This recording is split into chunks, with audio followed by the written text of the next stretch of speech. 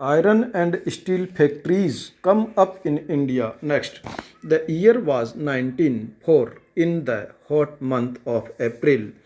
Charles Weld, an American geologist, and Dorabji Tata and adult son of the James T. Tata next were traveling in Chittorgarh and Chhattisgarh in search of iron ore deposits. Next, they had spent many months on a costly venture looking for source of good iron ore to set up a modern iron and steel plant in India.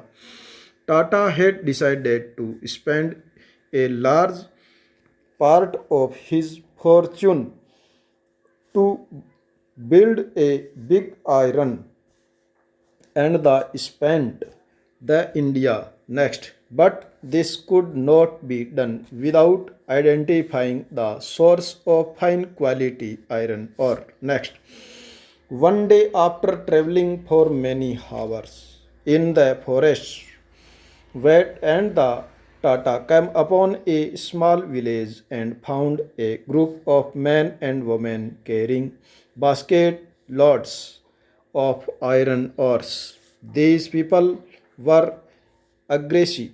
Next, when asked where they had found the iron ore, the Agarisis pointed to a hill in the distance. Next, Weld and Dorabji Tata reached the hill after an exhausting trek through dense forest. On exporting the hill, the geologist declared that the head and at last found what they had been looking for, Rajhara Hills and one of the finest ore in our world. Next, but there was a problem. The region was dry and water necessary of running in the factory was not to be found nearby.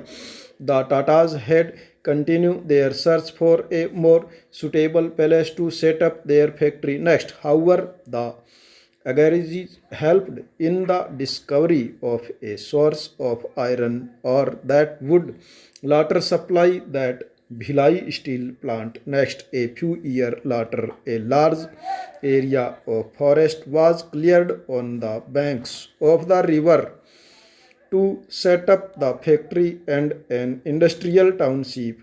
Jamshedpur, here there was water near iron ore deposits. Next, the Tata Iron and Steel Company, TISCO, that came up began producing steel in 1912.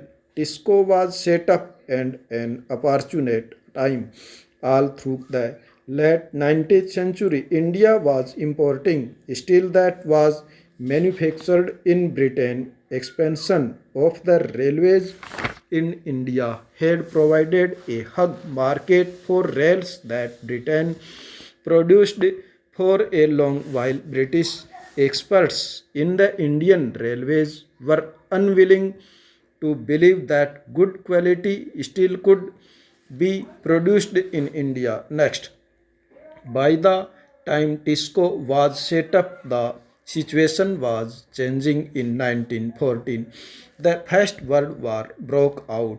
Steel produced in Britain now had to meet the demands of war in Europe, so imports of British steel into India declined dramatically, and the Indian Railways turned to Tisco for supply of rails as the war dragged on several years. Tisco had to produce cells that carries wheels for the war. By 1919, the colonial government was buying 90% of the steel manufactured by Tisco. Over time, Tisco became the biggest steel industries within the British Empire. Next, in the case of iron and steel, as in the case of cotton textiles, industrial expansion occurred only when British imports into India declined and the market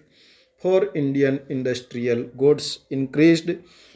Next, This happened during the First World War and after. As the nationalized movement developed and the industrial class became stronger, the demand for government protection became louder, struggling to retain its control over India. The British government had to concede many of these demands in the last decided to the colonial rule. Next, the history of industrializations of Japan in the late 19th centuries present a contrast to thought of India. The colonial state in India need to expand the market for British goods was unwilling to support Indian industrializations in Japan. The state encouraged the growth of industries. Next, how do the names of different textiles tell us about their histories?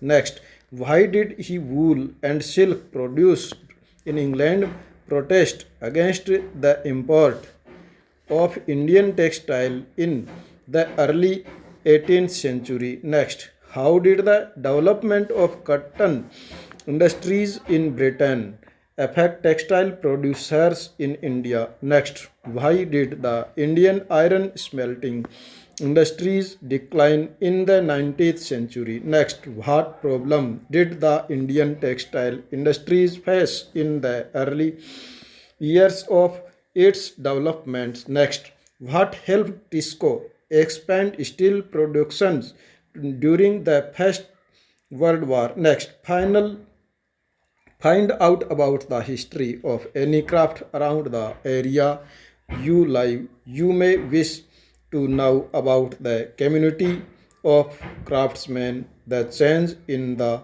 techniques they use, and the markets they supply. How have those changed in the past 50 years? Next, on a map on India, locate the centers of different crafts today. Find out when these centers came up. Next, let us look at what the British thought and did, and how some of the ideas of education that we now take or granted involved in the last 200 years.